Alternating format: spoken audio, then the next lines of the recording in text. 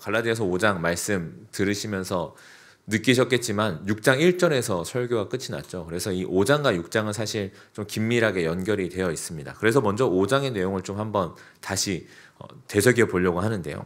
우리는 5장을 통해서 그리스도로부터 얻게 된 자유의 의미와 그 실상이라는 제목으로 함께 지난주에 말씀을 나눴습니다. 그래서 우리에게 주어진 믿음은 우리가 무언가를 더해야만 하는 것이 아니라 온전한, 완전한, 완성된 채로 주어진 것이요.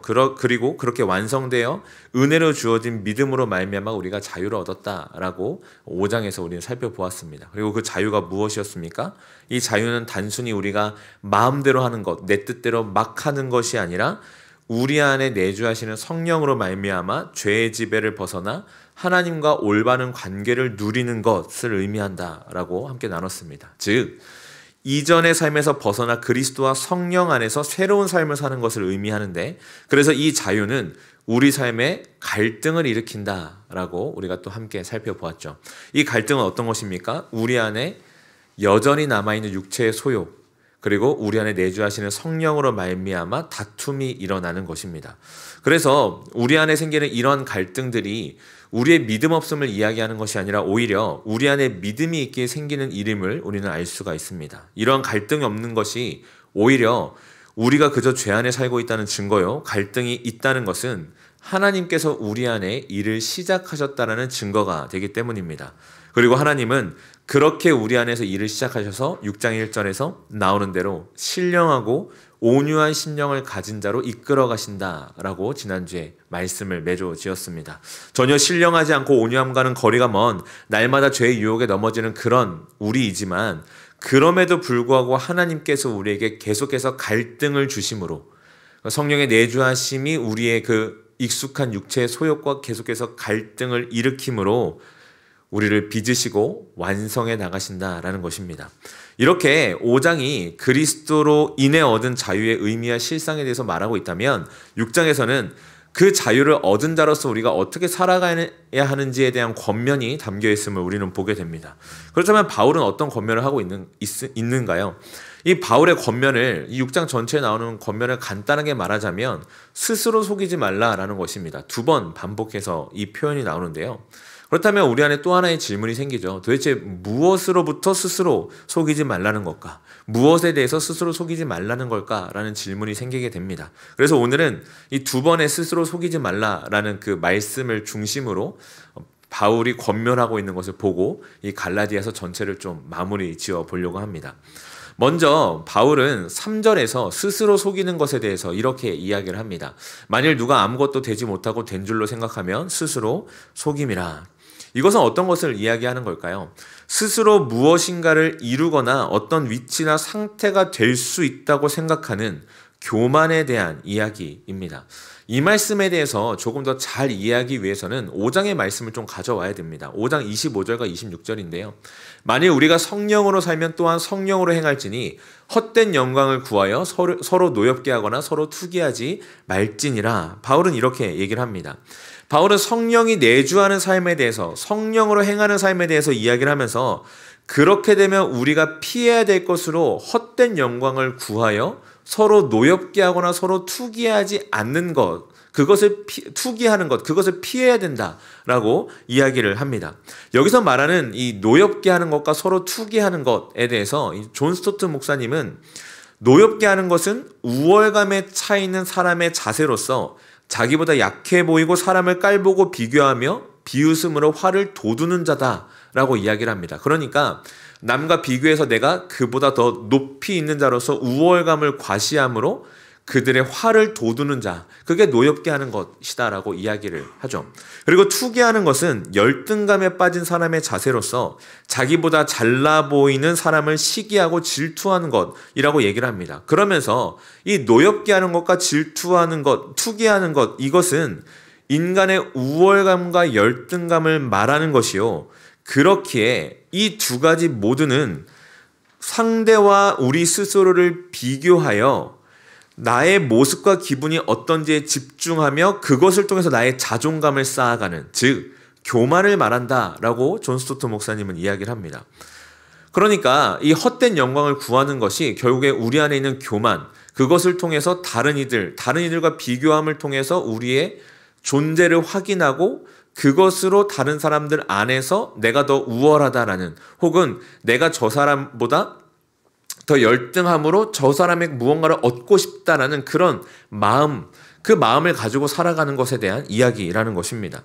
그래서 바울은 그런 교만으로 헛된 영광을 구하지 말고 성령으로 행할 것을 말하면서 6장 1절에서 이렇게 얘기합니다. 형제들아, 사람이 만일 무슨 범죄한 일이 드러나거든 신령한 너희는 온유한 심령으로 그러한 자를 바로잡고 너 자신을 살펴보아 너도 시험을 받을까 두려워하라.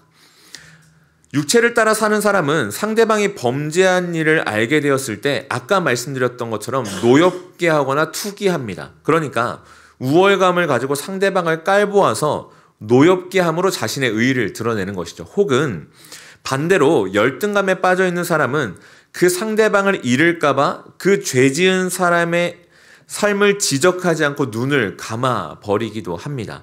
하지만 성령을 따라 사는 사람, 그 사람은 어떻게 한다고 1절에서 이야기를 합니까? 온유한 심정으로 그러한 자를 바로잡는다라고 이야기를 합니다.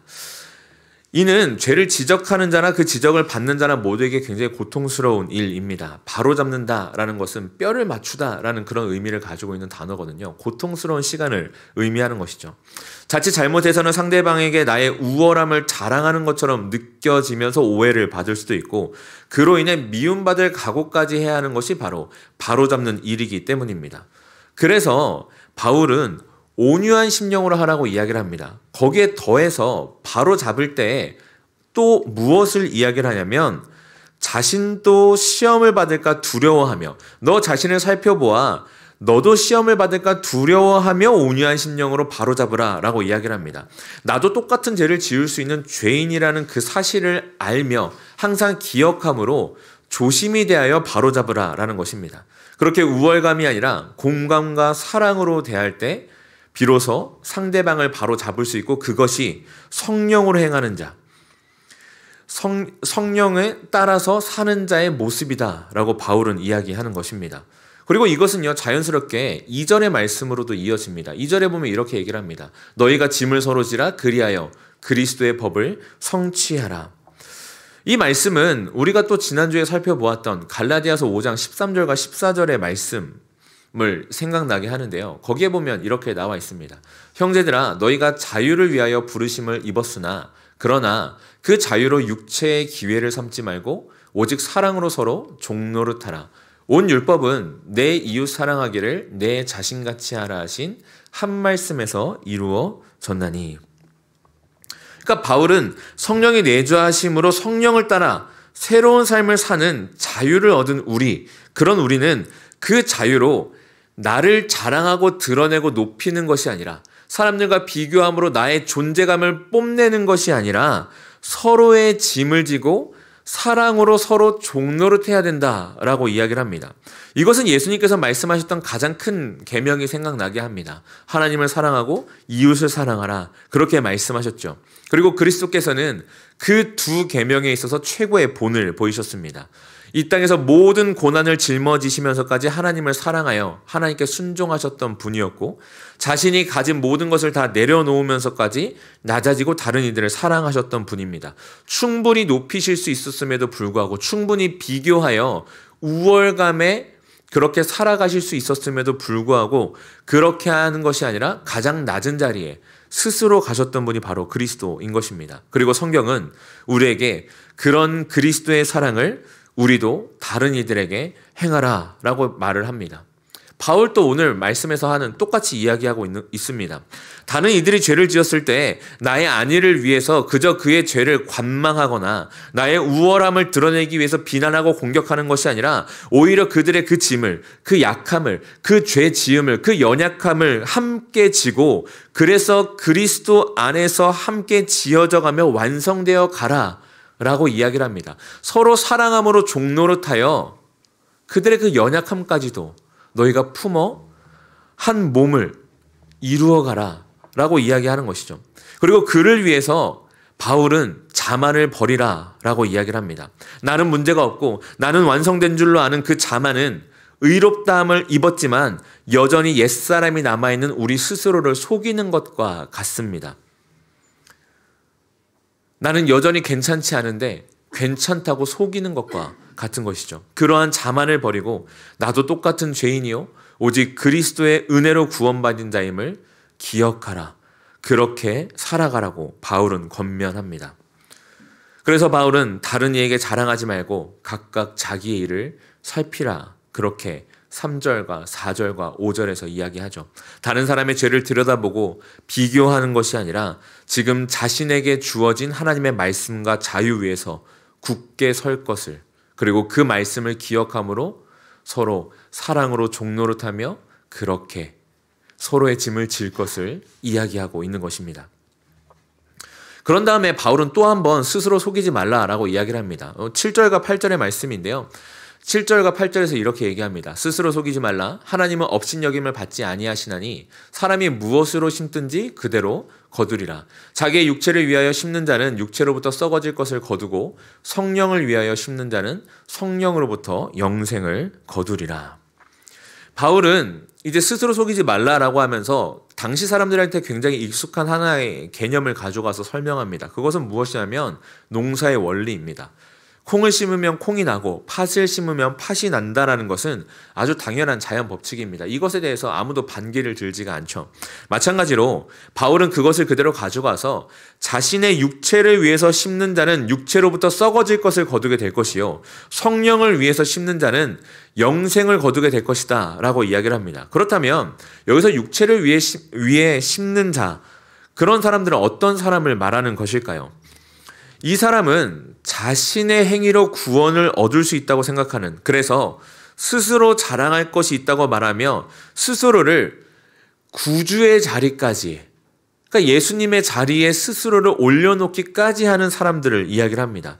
이들은 그리스도의 은혜로 말미암아 구원받았다는 사실을 부정합니다. 계속해서 스스로의 무언가로 의의를 얻어내려고 합니다. 그러면서 나는 그리스도를 믿어라고 이야기를 하죠. 하지만 실상을 들여다보면 그리스도라는 그 이름과 그 존재에 대해서 믿을지는 모르지만 그리스도가 그들의 구주라는 사실은 온전히 믿지 않는다는 것을 보게 됩니다. 왜냐하면 자신 스스로가 그 구원자의 자리에 올라가 있기 때문입니다. 바울은 그들이 결국 얻게 될 것은 썩어질 것들이라고 이야기를 합니다. 순간의 행위로 의의를 얻는 것 같아 보일 수는 있어도 순간에 그들의 행위로 말미암아 무언가 구원에 다다라가는 것 같이 보일 수는 있어도 그것은 영원하지도 완전하지도 않는 의요 결국 스스로 속이는 것과 같은, 왜요? 인간 안에는 여전히 그 육체의 소욕이 남아있기 때문에, 그래서 스스로는 아무리 노력해도 구원에 다다를 수 없기 때문에 스스로 속이는 것과 같다라고 이야기를 합니다. 그러면서 바울은 성령을 위하여 심으라 라고 이야기를 합니다. 그러면서 9절과 10절에서 이렇게 덧붙여서 이야기하죠. 선을 행하되 낙심하지 말지니 포기하지 아니하면 때가 이르매 거두리라. 그러므로 우리는 기회 있는 대로 모든 이에게 착한 일을 하되 더욱 믿음의 가정들에게 할지니라. 바울은 선을 행하라고 이야기를 합니다. 여기서 선을 행한다라는 것은 어떤 것일까요? 이 선을 행한다라는 것은 성령을 위하여 심는 것과 같은 것을 의미합니다. 즉 하나님의 말씀에 순종하고 성령을 따라 사는 삶, 그리스도를 믿는 믿음으로 말미암아 얻은 자유, 그 자유 안에 사는 삶을 의미하는 것이죠. 그리고 그렇게 선을 행할 때 갈라디아서 5장에서 이야기했듯이 우리 안에 남아있는 죄된 본성, 육체의 일과 내주하시는 성령의 갈등 상황을 우리는 마주할 수밖에 없게 됩니다. 바울이 지금 그 사실을 이야기하는 것입니다. 그러면서 선을 행하되 낙심하지 말라고 얘기를 합니다.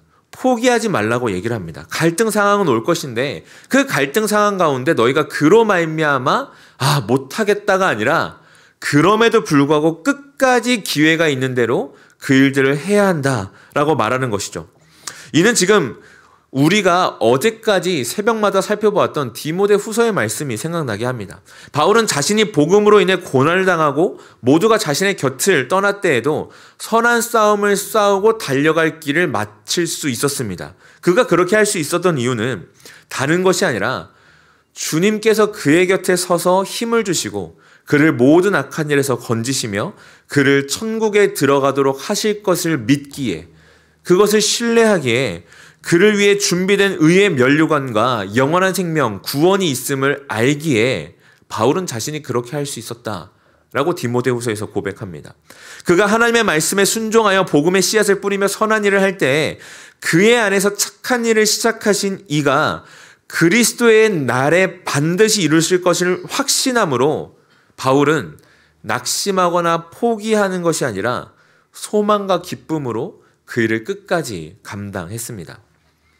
그래서 바울이 디모데후서에서 그런 그리스도의 삶을 누구의 삶들과 비교하죠? 병사, 그리고 경기하는 자, 수고하는 농부와 비교를 합니다.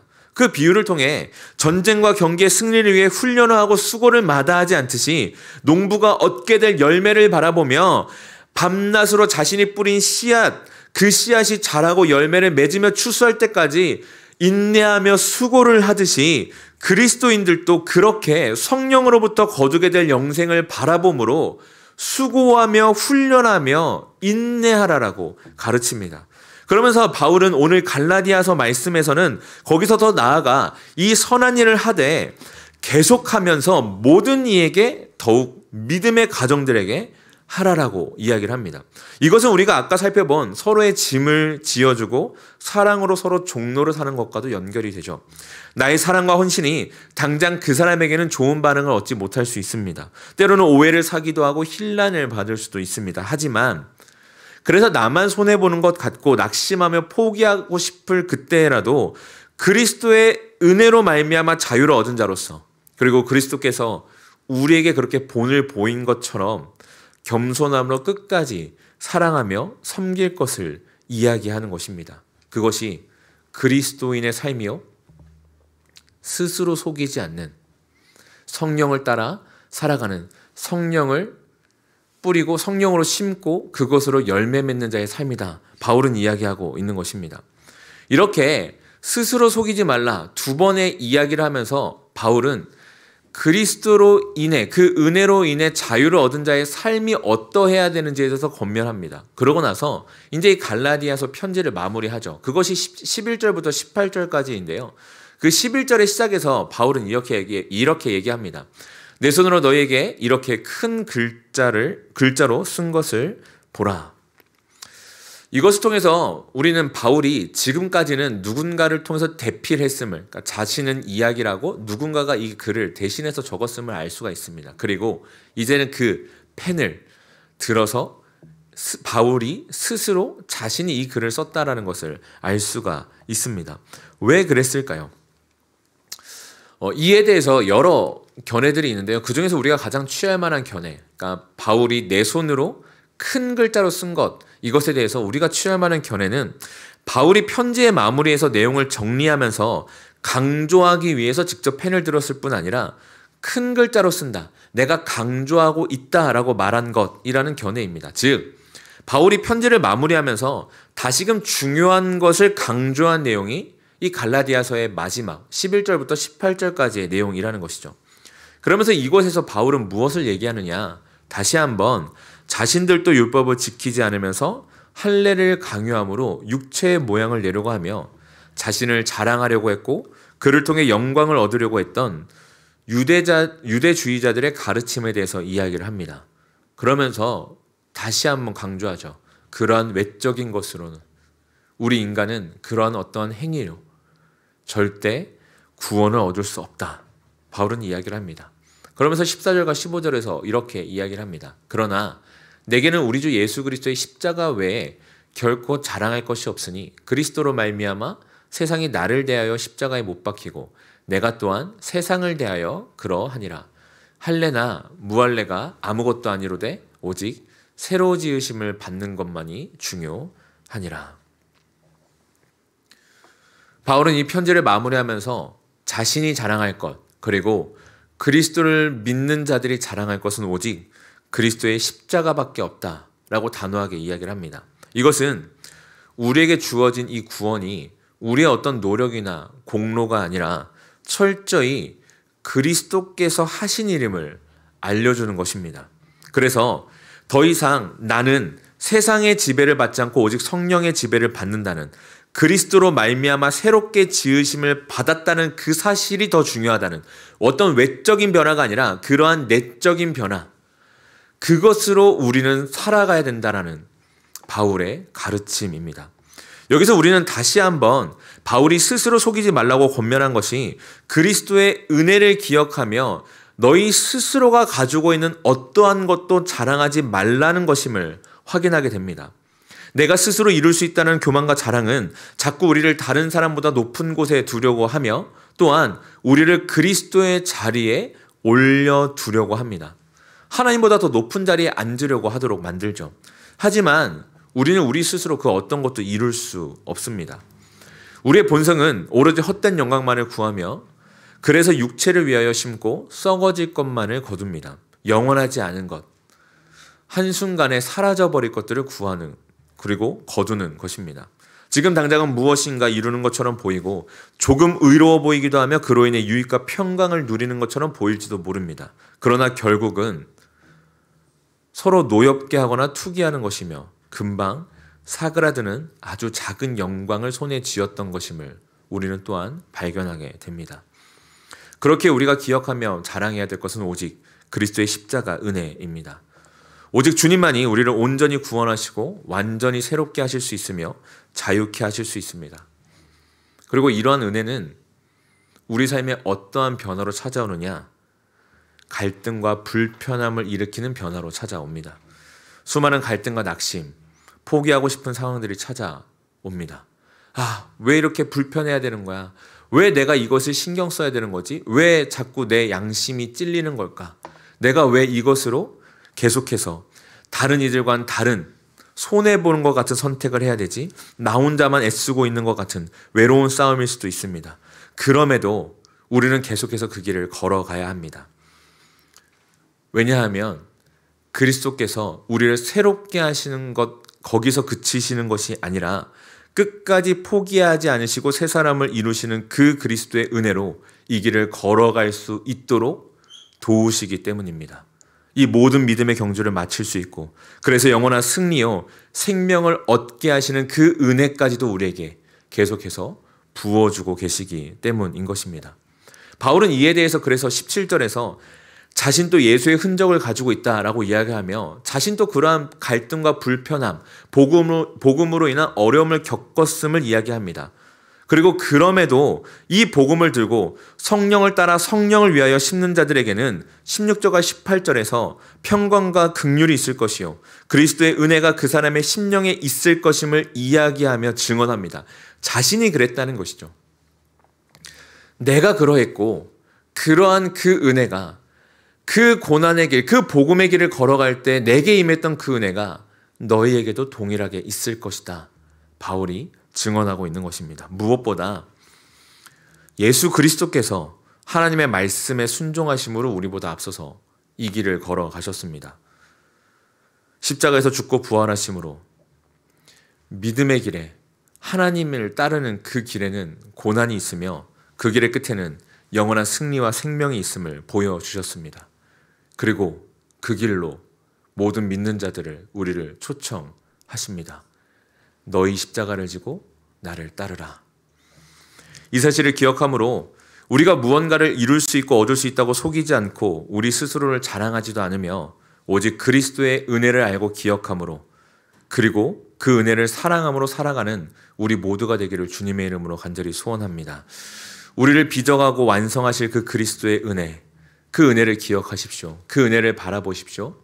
그리고 우리 삶에 찾아오는 믿음으로 인한 그 갈등과 그 어려움들을 마주하십시오.